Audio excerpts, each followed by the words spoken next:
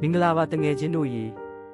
အောင်မြင်မှုဆိုတာကန်တိုက်ဆိုင်လို့ဖြစ်လာတာမဟုတ်ပဲကိုယ်တိုင်ရွေးချယ်မှဖြစ်လာတာလို့ဆိုကြပါတယ်ဒီနေ့မှာတော့ဘယ်သူမဆိုမိမိရဲ့အိမ်မက်တွေကိုလက်တွေ့အကောင့်ထဲပေါ်နိုင်မဲ့အစွမ်းထက်အောင်မြင်ခြင်းစီးမြင်9ချက်ကိုမျှဝေပေးသွားမှာပါဒါတွေဟာစီးမြင်တသက်မဟုတ်ပဲတင်းထဲမှာရှိနေတဲ့အရေးချင်းတွေကိုပြန်လဲသတိပေးမဲ့ထာဝရအမှန်တရားတွေပဲဖြစ်ပါတယ်ဒါကြောင့်တေချာနားထောင်ပေးပါဒီပုံမြင်လေးကတင်ဘဝအမြင်ကိုပြောင်းလဲပေးနိုင်လို့ပ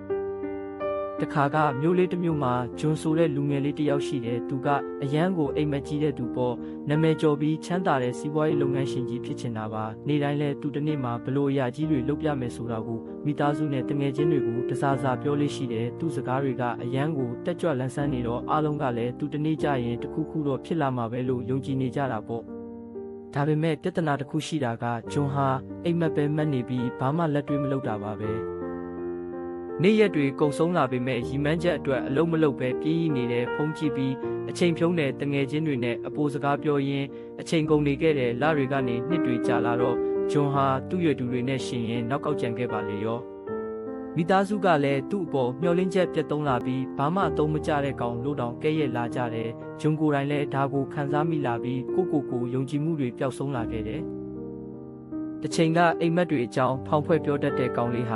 ာအခုတော့ထောက်တနေရာမှာတိတ်လေးထိုင်နေတတ်တဲ့အနာဂတ်အတွက်လမ်းပြောင်းနေတဲ့သူဖြစ်သွားခဲ့ရတယ်။အဲ့ဒီလိုနဲ့တနေ့မှာတော့တောဆက်နာကမြို့ပြင်မှာနေတဲ့ပညာရှိကြီးတဦးအကြောင်းသူကြားလိုက်ရတယ်။အဲ့ဒီပညာရှိဟာခက်ခဲတဲ့ပြဿနာတွေကိုအဖြေပေးနိုင်တယ်လို့နာမည်ကြီးတာကြောင့်ဂျွန်လဲမျှော်လင့်ချက်အလင်းတန်းလေးနဲ့တွားရောက်တွေ့ဆုံခဲ့ပါတယ်။ဂျွန်ကပညာရှိကြီးကိုအယိုးအသေးပေးပြီးသူ့ရဲ့အိမ်မက်တွေပျက်စီးပြီးရှုံးနိမ့်နေရတဲ့အကြောင်းအားလုံးကိုရင်ဖွင့်ပြလိုက်တဲ့ပညာရှိကြီးကစိတ်ရှည်လက်ရှည်နားထောင်ပြီးမှဒီလိုပြောပါတယ်ငါတပည့်မင်းကမင်းရွယ်လူငယ်တွေလိုပဲပြည်ရခြင်းနဲ့အလုတ်ရွှေဆိုင်ခြင်းရဲ့တားကောင်ဖြစ်နေတာပါဒါဟာလမ်းပြကောင်းမရှိလို့ဖြစ်တတ်တာမျိုးပါမပူပါနဲ့ဒီနေ့မင်းဘဝကိုပြောင်းလဲစေမဲ့အောင်မြင်ခြင်းစီးမြင်9ချက်ကိုငါပြောပြမယ်တေချာနားထောင်တော့စီးမြင်တဲ့အသင်ယူမှုကိုဘယ်တော့မှမရက်လိုက်ပါနဲ့လူအများစုဟာတနေရာမှာတင်ရက်တက်နေကြတာဘာကြောင့်လဲဆိုတော့တင်ယူမှုကိုရက်လိုက်လို့ပဲကိုသိတာနဲ့တင်လုံလောက်ပြီလို့ထင်နေကြတာတကယ်တော့တင်ယူမနေဘူးဆိုရင်တင်ဟာကြီးထွားမလာတော့ပဲနောက်ကျကြံခဲ့မှာပဲဘ ഹു တုဒအသစ်တွေကအောင်မြင်မှုစီသွားဖို့လက်နက်တွေပဲကဘာပေါ်မှာအအောင်မြင်ဆုံးလူတွေဟာအမြဲတမ်းဆက်စုတက်ပြီးအမြဲတင်ယူနေကြတယ်တနေ့ကိုမိနစ်30လောက်ပဲအကျိုးရှိတာတခုခုတင်ယူကြည့်ပါတစ်နှစ်အတွင်းမှာမင်းဟာတခြားသူတွေထက်အများကြီးရှေ့ရောက်နေလိမ့်မယ်စီးမြင်နဲ့စဉ်းစားမနေနဲ့တော့အခုပဲစလုပ်လိုက်ပါလူအများစုကစီစဉ်နေရင်းနဲ့ပဲအချိန်ကုန်သွားတတ်ပြီးလက်တွေ့မလုပ်ကြဘူးအကောင်းဆုံးအချိန်ကိုစောင့်နေကြတာ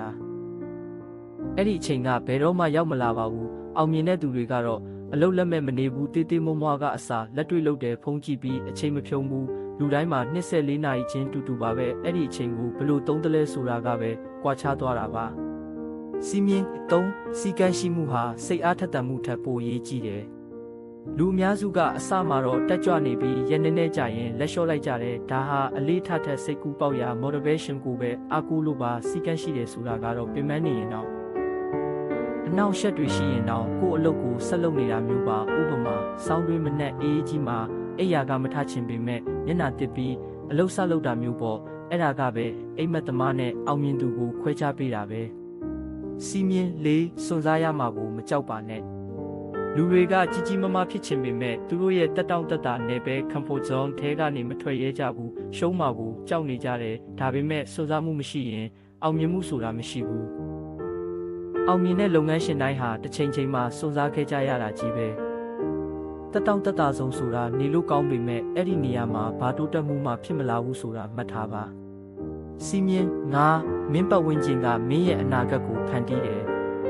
မင်းဘယ်သူတွေနဲ့ပေါင်းတယ်လဲဆိုတာကမင်းဘလို့လူဖြစ်လာမလဲဆိုတာကိုဆုံးဖြတ်ပေးတယ်အပြစ်တင်တတ်သူစင်ကြေပေးတတ်သူတွေနဲ့ပေါင်းရင်မင်းလည်းအဲ့ဒီလိုပဲဖြစ်လာမှာပဲအိမ်မက်ကြီးပြီးစူးစမ်းသူတွေနဲ့ပေါင်းရင်တော့သူတို့ရဲ့စွမ်းရည်တွေကမင်းကိုအထက်ကိုဆွဲတင်ပေးလိမ့်မယ်အစိတ်တောက်ဖြစ်စေတဲ့လူတွေကိုဝေးရှောင်ပါစီးမြင်6ဇွဲမလျှော့ပါနဲ့မှန်မှန်စူးစမ်းပါလူတိုင်းရှုံးနေဘူးတဲ့စိတ်ညစ်စရာနေတွေကြုံဘူးတယ်ဒါပေမဲ့အောင်မြင်သူတွေကတော့မရက်မနာဆက်သွားကြတယ်အောင်မြင်မှုဆိုတာချက်ချင်းဖြစ်လာတာမဟုတ်ဘူးတင်းငယ်ပေမဲ့မှန်မှန်လှုပ်ဆောင်တဲ့အားထုတ်မှုတွေကနေဖြစ်လာတာဆွဲရှိခြင်းကကံကောင်းခြင်းထက်ပိုတာပါတယ်စီးမြင်9ကိုယုံကြည်ပါ ဒါကအောင်မြင်မှုရဲ့အခြေခံအုတ်မြစ်ပဲအောင်မြင်တဲ့သူတွေကမွေးရပါထူးခြားနေလို့မဟုတ်ဘူးဘယ်သူမှမယုံကြည်ခင်မှာသူတို့ကိုယ်သူတို့ယုံကြည်ခဲ့ကြလို့ပဲကိုတန်တရားဝင်နေရင်ဘယ်တော့မှရှေ့ဆက်နိုင်မှာမဟုတ်ဘူးငါရှုံးသွားရင်ဘယ်လိုလုပ်မလဲလို့ကြောက်စိတ်ကမေးလာရင်ငါနိုင်သွားရင်ကိုဘယ်လောက်မိုက်မလဲလို့ပြန်ဖြေလိုက်ပါပညာရှိကြီးကဒါတွေကိုပြောပြပြီးနောက်မှာငါတပည့်ဒီစည်းမျဉ်းတွေကိုမင်းလေးနဲ့လိုက်နာရင်တနေ့မှအောင်မြင်မှုကမင်းနောက်ကိုလိုက်လာလိမ့်မယ်လို့ဆိုလိုက်ပါတယ်ဂျွန်လဲဒီစကားတွေကြောင့်ညံလင်းပွင့်သွားပြီးသူ့ဘဝမှာလက်တွေ့ကျင့်သုံးခဲ့ပါတယ်တဖြည်းဖြည်းနဲ့အရာအလုံးပြောင်းလဲလာခဲ့တဲ့သူတင်ယူတယ်လက်တွေ့လုပ်တဲ့စီကန်းရှိလာတဲ့မကောင်းတဲ့ပတ်ဝန်းကျင်ကိုရှောင်တဲ့ကိုယုံကြည်လာတယ်နောက်ဆုံးမှာတော့အာရင်ဟာတကယ်ကိုအောင်မြင်တဲ့သူတစ်ယောက်ဖြစ်လာပါတော့တယ်